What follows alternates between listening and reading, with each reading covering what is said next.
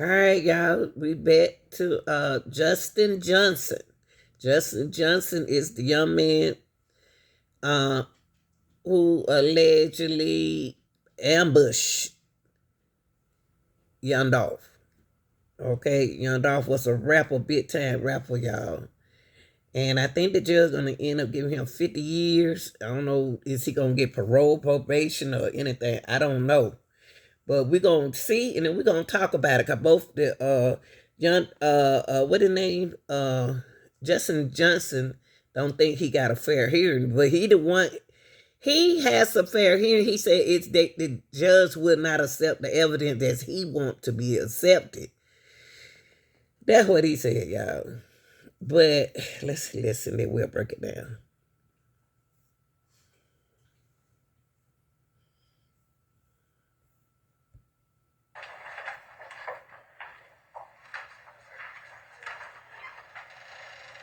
I think that's some guy he did that too. No. Feel like a real criminal. But trying to get out of jail.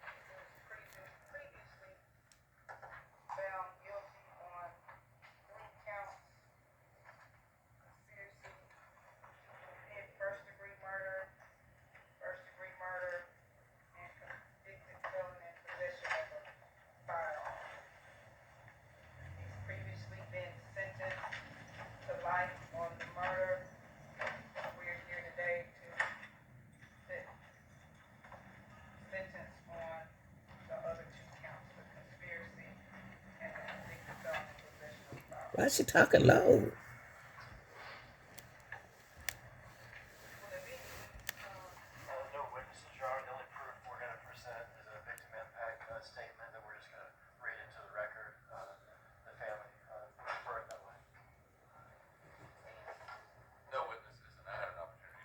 No witnesses.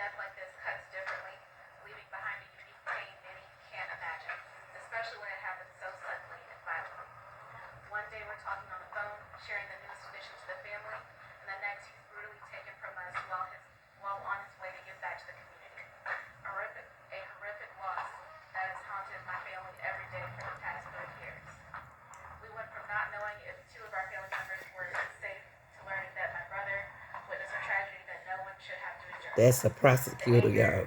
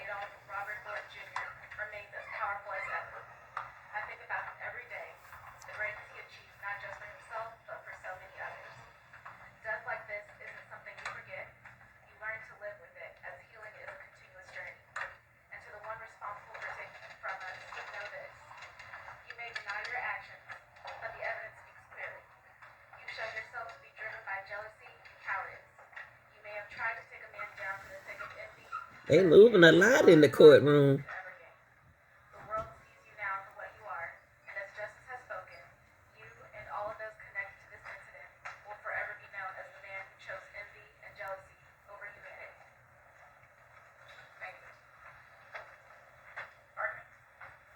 State owner has filed two motions in advance of sentencing.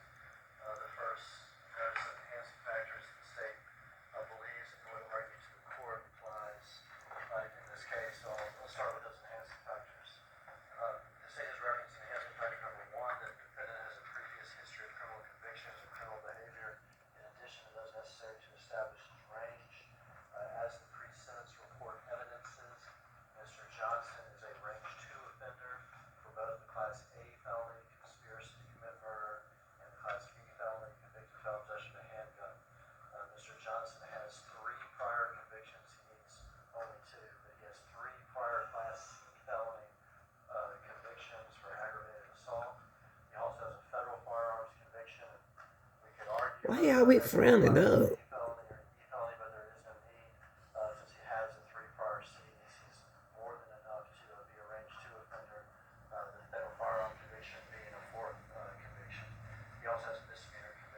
More than enough convictions to establish himself as a range 2 offender, and notably 3 aggravated assault convictions, convictions of violence, a conviction that involves the possession of a handgun. We'd ask Your Honor to place great weight on that factor in this case. We have referenced the enhancement factor number 2, that he was a leader. The case law is clear on this point that enhancement factor is not the leader, but rather a leader in the commission of the offense. We heard that Mr. Johnson picked up Mr. Smith, provided guns, had gloves on, drove the car to the crime, and was a primary mover of what resulted in Dolph's death that day. We'd ask Your Honor to find that enhancement factor applies to Mr. Johnson. Of course, this offense has other leaders as well. We heard the testimony that this was My thing is this, y'all. Let me stop for a second. Why don't he this hold on. If this was Justin Johnson, why don't he talk? He want his attorney to talk for him. They don't have no witness in there for his sentence. He don't have nothing over there. Why don't, if he didn't do nothing, if he feel like they ain't treat him right, take this stand like Cornelius did. Instead of sitting there with your mouth all glued. I don't understand why he not talking. He need to go on to talk because he's going to do 50 years. He ain't got no witness. Be your own witness if you didn't do it. If you did do it, we can understand why you don't want to take the stand. Take the stand. handgun conviction. 7 all serious, mostly all violent convictions. He's now 50 years old. Mr. Johnson's in his late 20s. So 7 serious, mostly violent convictions, and the state would ask Your Honor to find that is, in fact, a record of extensive criminal behavior. Should mandate consecutive sentencing in this case. We've also asked Your Honor to find that he's a dangerous offender. Well aware of, conviction of murder first, it's pretty obvious he's a dangerous offender, but look beyond that to the circumstances of this case. This is a man who was not motivated by fear, he's not motivated by hate. This was a paid-for hit in the middle of the day at an open Memphis business. That's right. Literally a cookie store. The assassination of an unarmed, innocent man. He was motivated simply by Sad. desire for fame and money. Your Honor also heard proof during the trial that, in fact, these two, Mr. Smith and Johnson, And he still want the fame. Don't put that boy back on TV no more after this. He like that being in front of the camera like that. Because like I said, I'm going to go ahead and say what I said. If he ain't did nothing, talk. Because he don't have nobody else to witness for him. Brother told on him. Everybody told on him. were on their way to commit some other crime against another PRE artist at some turkey giveaway when they happened upon the prize target, Dolph, and they acted like they did. We saw the video of all the shots. Just a stone cold execution that put many people in danger only for greed and a desire for fame. Is that a dangerous person? That's absolutely a dangerous person. The Wilkerson factors. Do consecutive sentencing relate to the severity of this offense? A paid-for hit in the middle of the day in Memphis, and are they necessary to protect the public from this man? A man who is motivated to commit this first-degree murder in broad daylight, putting others in danger just because of greed and desire for fame. We heard this was part of a larger scheme to kill other PRE artists as well. That is evidence Your Honor can take into account your testimony of it at trial. I think all that points to how dangerous this man is. Took them children, daddy. For consecutive sentencing in this case. I think Your Honor is very well, within the court's discretion and the law to order each and every one of these sentences consecutive and to give him the maximum sentence on each and every count. I think Your Honor can give him 60 years consecutive to the life sentence and be well within the law and well within what should happen. At the very least, this is what the state is asking, at the very least, his convicted felon in possession of the handgun charge should be run consecutive at 20 years. I think Your Honor's within the law to give him every day. All right, good old boy.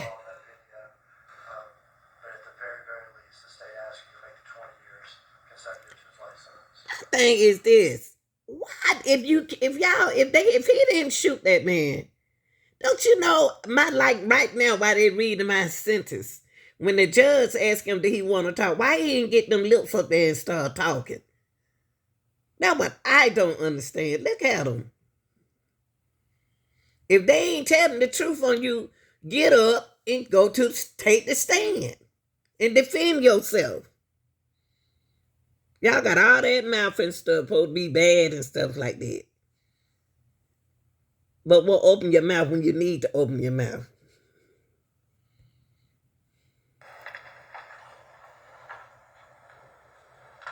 All right, we'll find a little boy from here. Thank you, Your Honor. On behalf of Mr. Johnson, we'd be asking the court to sentence him at the bottom of the range as to each of those counts with concurrent sentences. I don't disagree with the state that this court has broad discretion in sentencing in this case, but I think principles of sentencing have to be strictly adhered to. I'll talk first about some of the enhancement factors.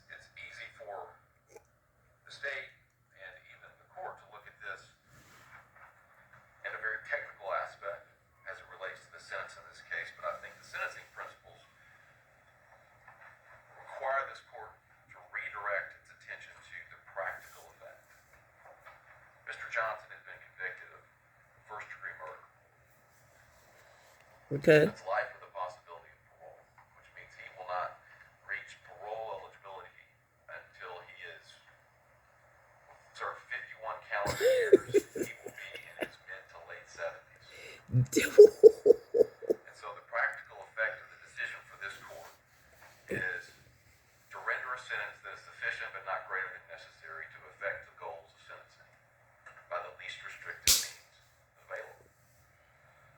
And when you're looking at consecutive versus concurrent sentencing specifically,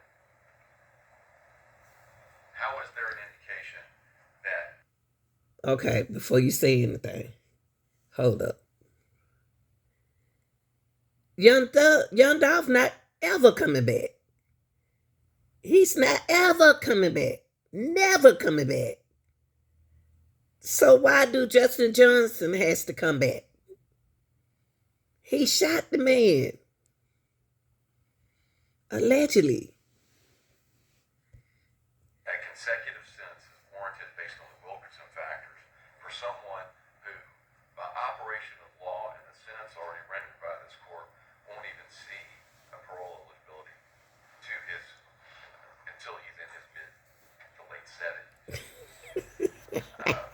There are Late 70s. multiple empirical studies that talk about recidivism rates and the drastic decrease in recidivism for offenders once they reach the age of 55 years old and older.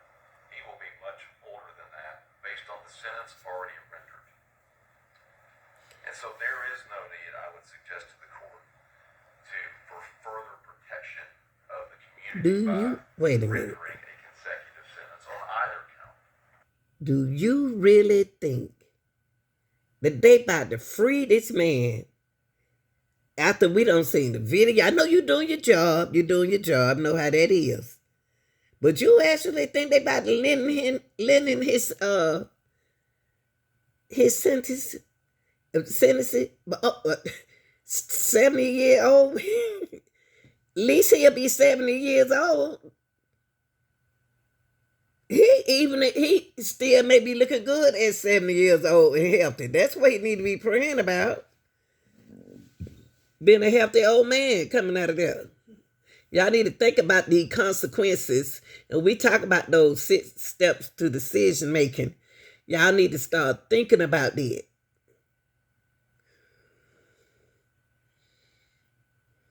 Okay, y'all, just in case you don't know the 6 step to decision making, if you don't know how to talk to your kid or your nephew, your nieces, these are the 6 steps that they can think about before they go to jail or before they, go anything. I can't talk like I want to because I got to respect YouTube. But the 6th step for the decision making is identify the problem, gather the information, consider the option, choose among alternatives, implement the action, evaluate your decision. So when they were setting up, they were talking about what they were going to do to young Dolph.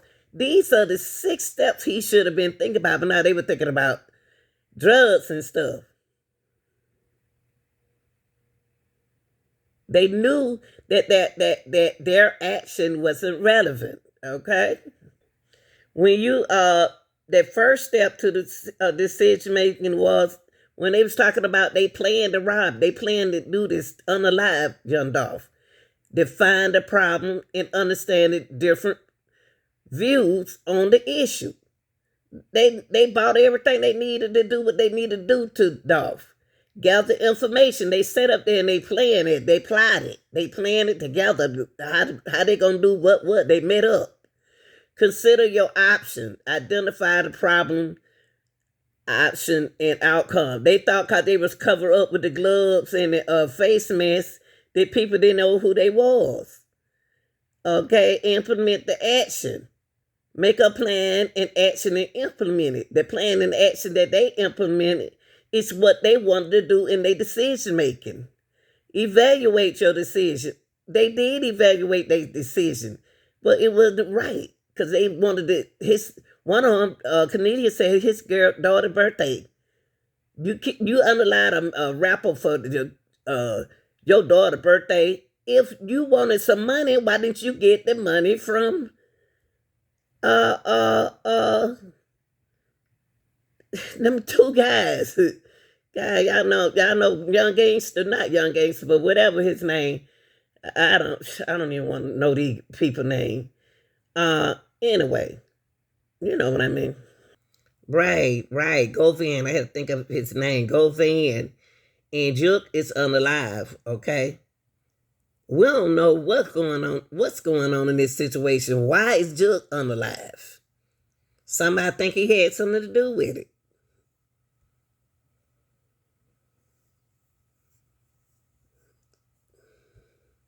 Incarcerated for 51 calendar years. The practical effect of that sentence is it's a life sentence, which is intended to be by the legislature. To come in today may make people feel better about how this sentence was rendered by stacking year upon year upon year, but it doesn't have the practical effect of affecting any goal of sentencing. A life sentence promotes respect for the law.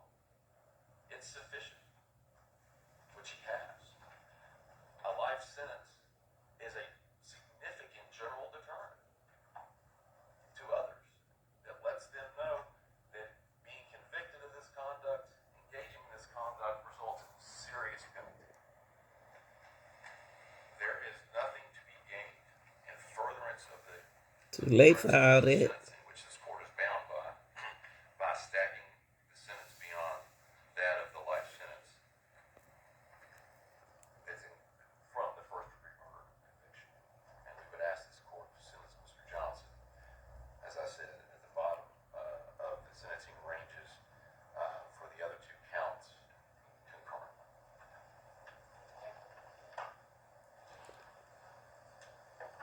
Ain't no use in you talking to your lawyer. You should have got up there and talked.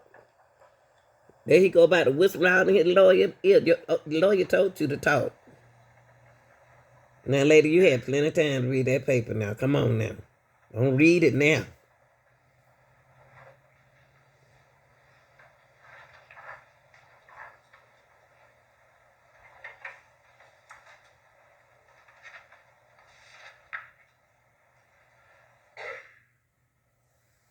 In determining the appropriate sentence for this offense, this court has to consider any evidence presented at trial and the sentencing hearing, the pre-sentence report, the principles of sentencing and arguments made as to sentencing alternatives, the nature and characteristics of the criminal conduct involved, the evidence and information offered by the parties on the mitigating and enhancement factors, any statistical information provided by the administrative office of the courts as to sentencing practices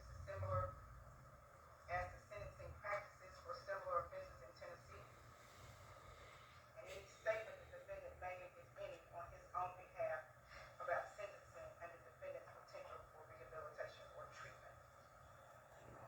Before I continue, Mr. Evans, did you file any mitigating factors? I did not.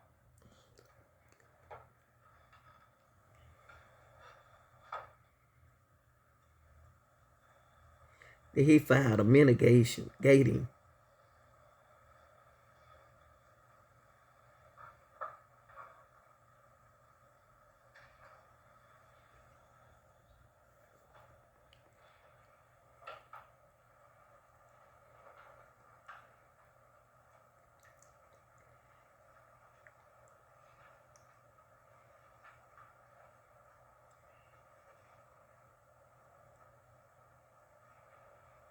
This court conducted a trial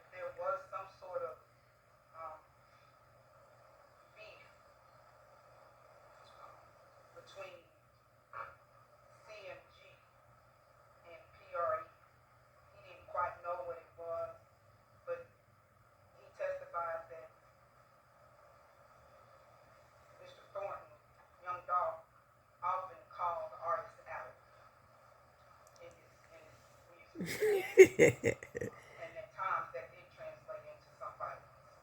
So they had to underlie him.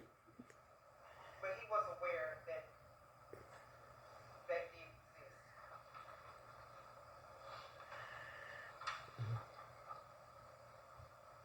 He watched video of this crime.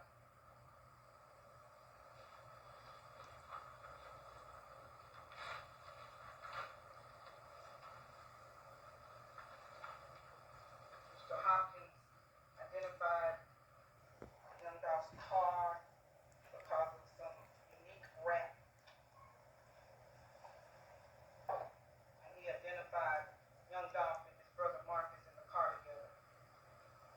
And talked about how this whole thing has affected his brother Marcus. Then we heard from Cornelius Smith, who is a co-defendant, who came into court, told you about his problems with pills, and told you about being part of a clan.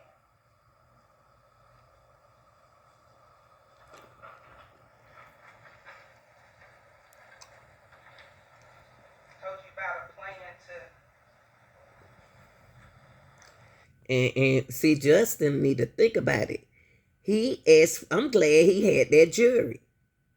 I'm glad he asked for outside jury. They don't know him. No folk don't even listen to his music. They don't know him. So when they made that decision, they made it based on what they got out there. So your attorney ain't got nothing. You ain't got nothing for your attorney. So you should have took the stand. heal, that there was a hit on several people of young Dolph's Wow. organization. Several people. And told you about he and the defendant, Mr. Johnson, taken out that morning in November of 2021 to find some of young Dolph's folks who were possibly at a turkey drive down in Westwood.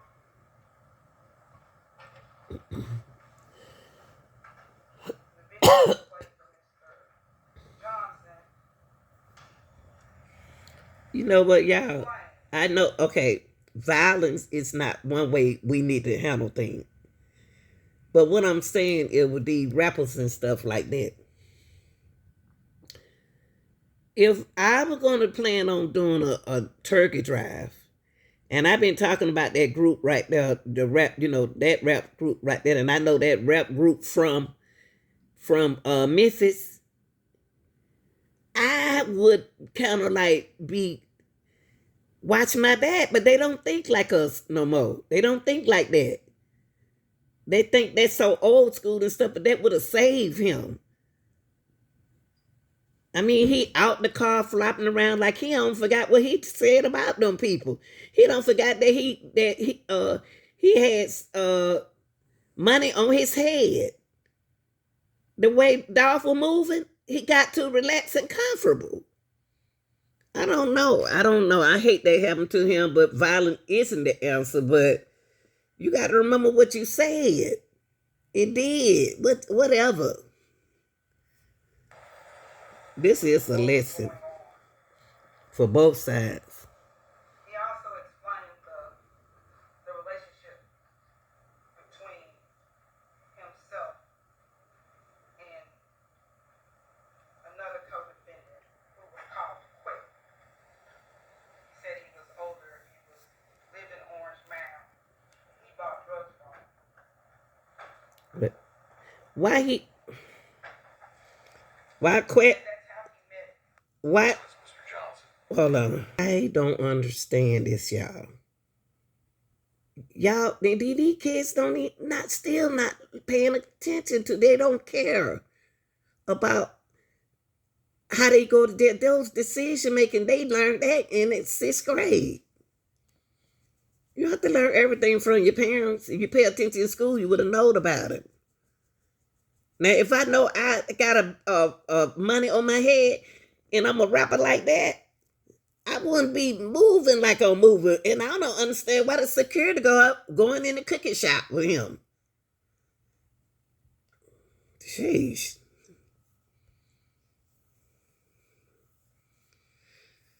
Can't tell y'all nothing. The defendant showed up in a white Mercedes. He got in, there were guns in the car. It was a Draco and a handgun.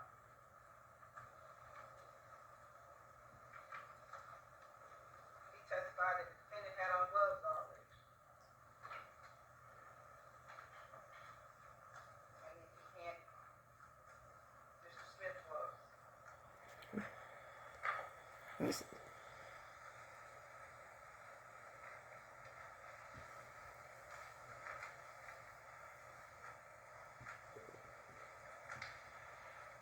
What's wrong with her?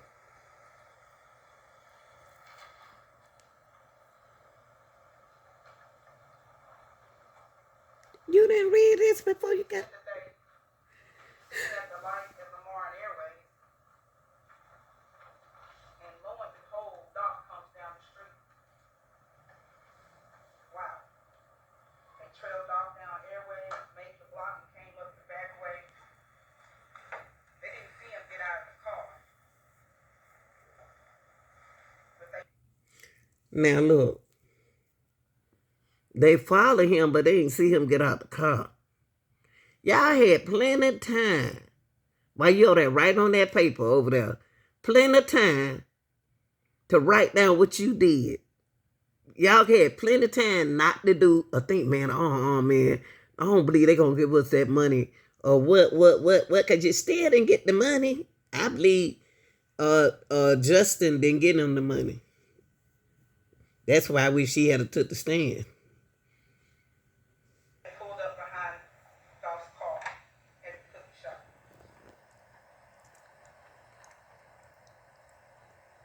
Anita Smith testified that he was the first one out of the car. We saw him in the video. We saw Mr. Smith get out of the car with the Draco. Mr. Smith started to shoot at Dolph, and Justin Johnson got out of the car with a handgun.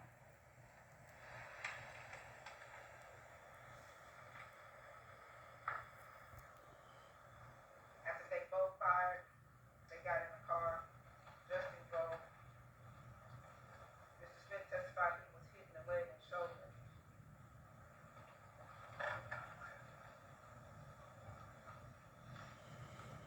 And from that point, we watched on video where and how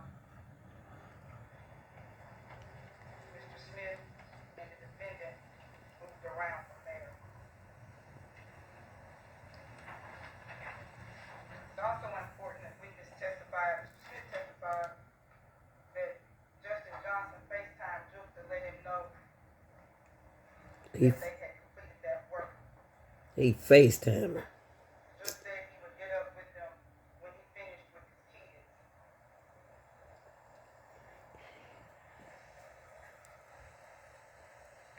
He went home to his children. Both of them went home to their kids. After they unalive this man like that. And you want somebody to feel sorry for you? You want somebody to feel sorry that you'll be 70 years old? Jeez. You just got to deal with your consequences.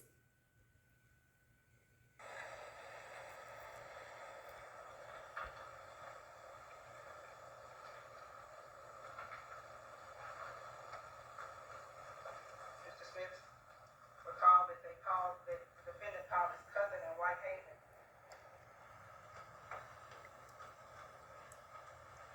They went and took the car that they were in to Quick, or put it at a house across the street from Quick's house, Ow. over in Orange Mound on Rder Street.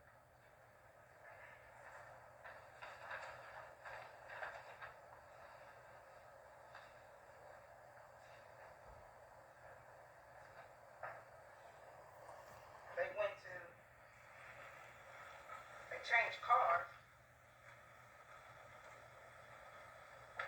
They went from the white Mercedes to a white truck. That my thing that I don't want to hear all this no more. But I do and I don't. Why is he keep coming to court? He ain't coming to court for nothing else now. I mean, cause this him they here keep living let him relive what he did. That's his punishment. He just got to deal with it. White expedition.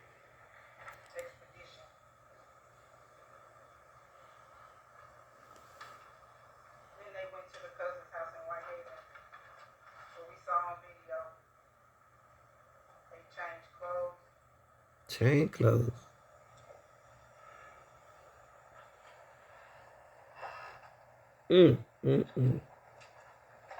They even changed clothes.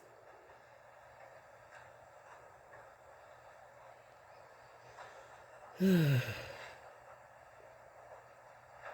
a black Charger pull up.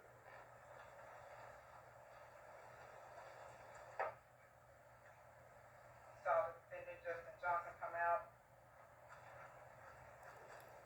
Got a bag. Mr. Smith testified that this was a wound kit. What? He was injured. Oh, so when they pulled up in that black car, Charger, the Charger had something to put over their wound. So the cousin whose house they was over, all of them should have been his witness. That's who he should have had for his witness. The one who bought him all the, who was there putting helping them with the first aid. And then whoever brought that, who was in that Charger. All these people are a combination. But they not about to take up for that boy. Cause they probably still didn't know what was going on. We saw the defendant get in the Charger for a minute in the back seat. So did. We saw him. Smith testified that when they went back in the house, when Justin came back in the house with the wound kit, they patched each other up. What?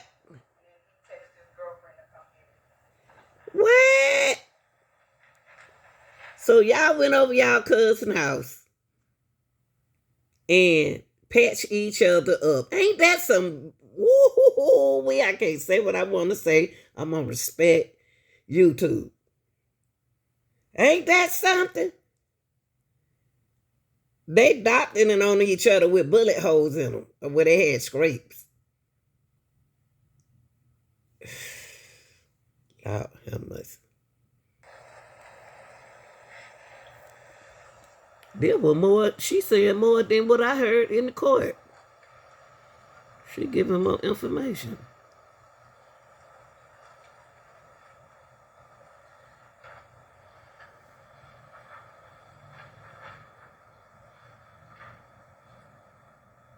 Read it, Judge. Read it.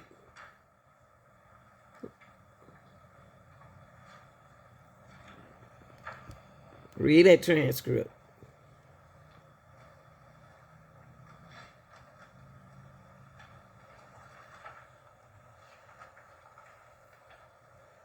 I thought Judge was supposed to read out proofread.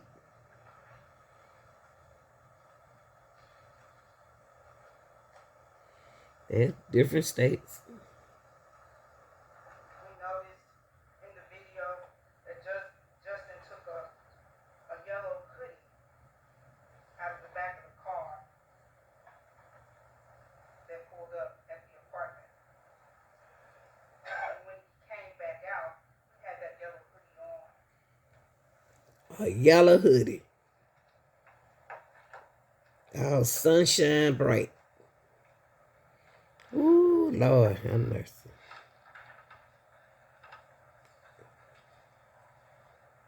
Ooh, Lord, glad I raised mine right, Jesus. Hallelujah, God. Late, I couldn't deal with this. Mr. Smith testified that he wasn't really worried about getting caught. He wasn't beefing with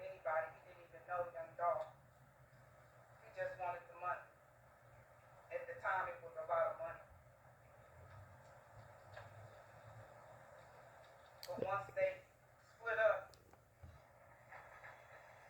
he kept trying to get in touch with the defendant for his money. Why did they have to give the money to Justin? Why they didn't give the money to Cornelius? Cornelius was the one doing drugs just like Justin. That's how Justin was doing.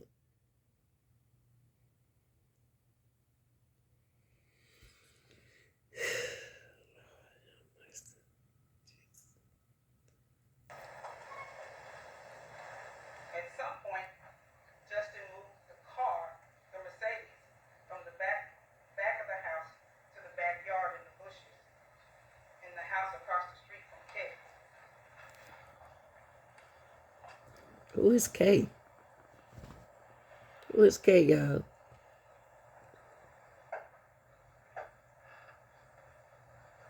Mr. Smith testified that at some point he went back to clean the car up to wipe it down. That was the dumbest thing to do. To go back over there where the car is and wipe it down. That don't make no sense. Mr. Smith testifies that when could he and Justin together, and Juke was the money man.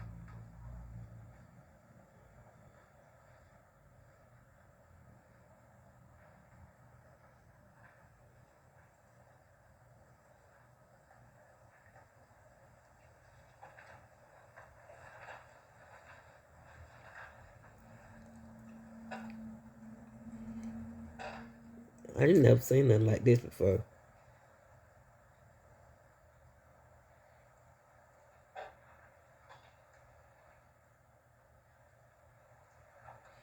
The judge trying to figure out that handwriting. That transcript. It's supposed to be right where she can read it, if that's what she reading.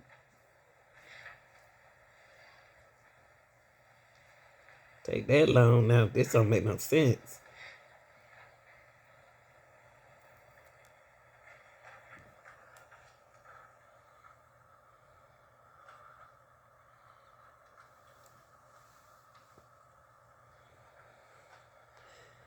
What's she skipping? She's skipping over something.